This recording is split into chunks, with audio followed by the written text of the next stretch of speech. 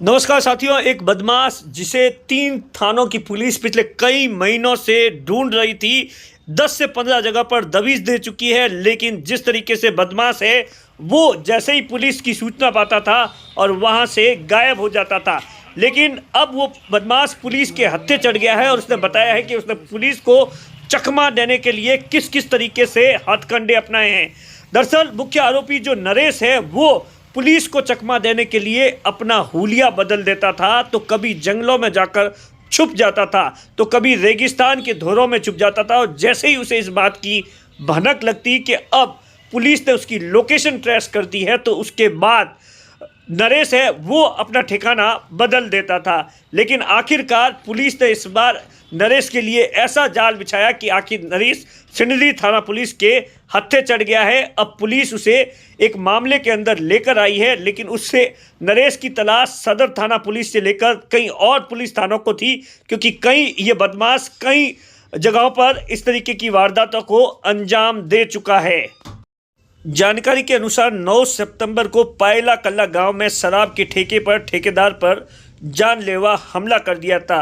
इससे ठेकेदार गंभीर रूप से घायल हो गया था। इस संबंध में ठेकेदार के भाई ने 11 तारीख को एक रिपोर्ट पेश की थी और जो सिंदरी के थानाधिकारी है, उन्होंने बताया कि थाना स्तर पर इस आरोपी को गिरफ्तार करने के लिए कई टीमें गठित की गई और इसके लिए बाकायदा साइबर टीम से लेकर तकनीकी लोगों की मदद ली गई, ताकि मुख्य आरोपी नरेश की, क्योंकि जिस तरीके से लोकेशन आती और जब पुलिस वहां पहुंचती तो नरेश गायब मिलता था।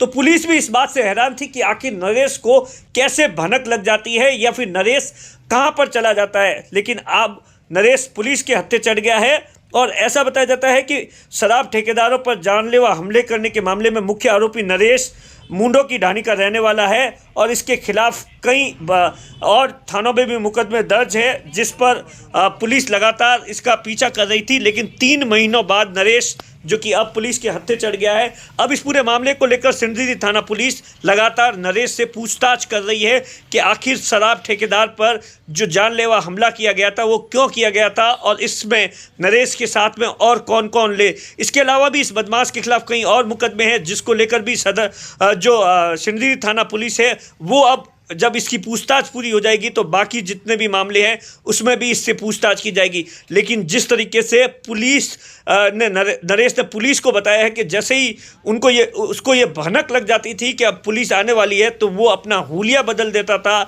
जंगलों में चला जाता था, रेगिस्तान के धोरों में चला जाता था या दूर दराज के गाँवों में चला जाता था। और इसी तरीके से पिछले 3 महीने से लगातार अलग अलग जगह बदल कर रह रहा था।